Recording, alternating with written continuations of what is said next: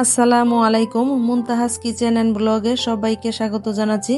যে যেখান থেকে আজকের ভিডিওটি দেখছেন আশা করছি সকলে ভালো আছেন। আলহামদুলিল্লাহ আমিও বেশ ভালো আছি।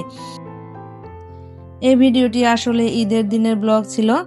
তো ঈদের দিন যেহেতু আমি অসুস্থ ছিলাম শারীরিকভাবে, সে অবস্থায় তেমন কিছু করতে পারিনি আমি।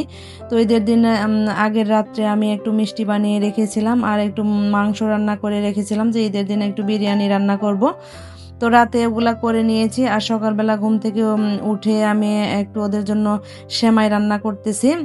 তো ভাবছিলাম কি করব শারীরিকভাবে এতটাই অসুস্থ, এখন কিছু তো করতেই হবে, কারণ ওরা খেয়ে নামাজে যাবে, 7টায় যেহেতু নামাজ।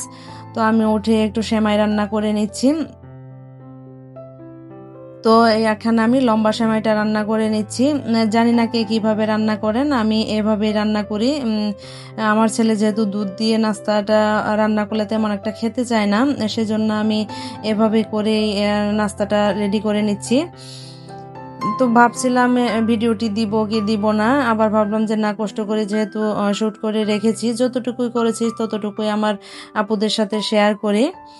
তো এজন্য একটু লেটই হয়ে গেল দিতে। যা হোক, কেমন হয়েছে অবশ্যই কমেন্ট করে জানাবেন। তো এভাবে করে আমি নাস্তাটা রেডি করে নিচ্ছি আর কি।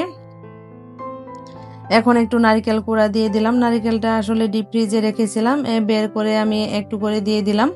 তো ওটা রান্না হয়ে গেলে আমি এখানে একটু নুডলস রান্না করে নিচ্ছি। খুব সিম্পলভাবে নুডলসটা রান্না করব।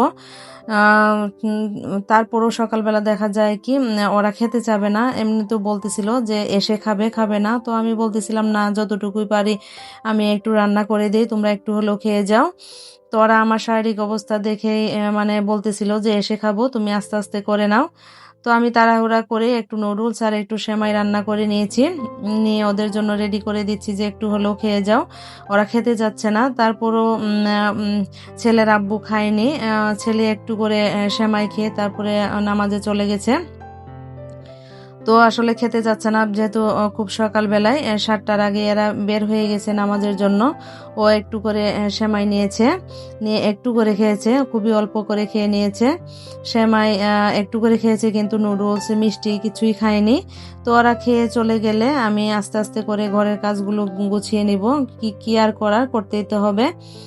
তো সকালে উঠে আবার আমি ছেলের আব্বুকে বলেছিলাম যে তুমি একটু আমাকে পর্দাগুলো লাগিয়ে দাও।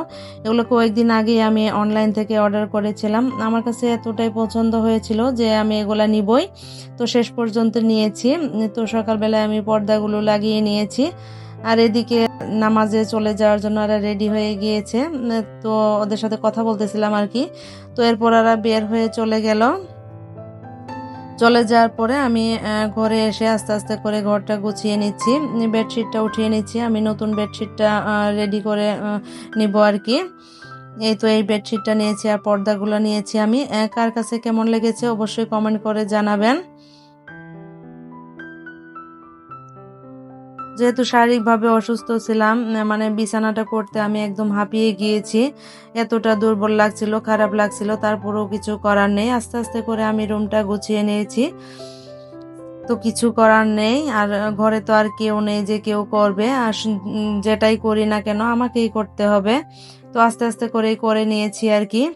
তো ভিডিও দেখতে দেখতে এই পর্যায়ে যারা চলে এসেছেন, প্লিজ আপনাদের কাছে একটা লাইক চেয়ে নিচ্ছি, অবশ্যই একটা লাইক দিয়ে ভিডিওটি দেখতে থাকবেন এবং কেমন হয়েছে কমেন্ট করে জানাবেন।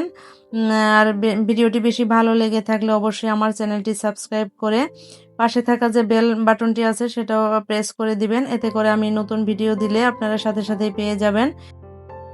তো এই রুমটা আমি গুছিয়ে নিয়ে আস্তে আস্তে করে আরেকটা রুম সেটাও আমি গুছিয়ে নিয়েছি।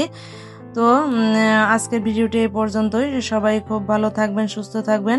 খুবই ছোট্ট একটা ব্লগ আপনাদের সাথে শেয়ার করলাম, কেমন হয়েছে অবশ্যই কমেন্ট করে জানাবেন। সবাই খুব ভালো থাকবেন, আমার জন্য দোয়া করবেন। আসসালামু আলাইকুম।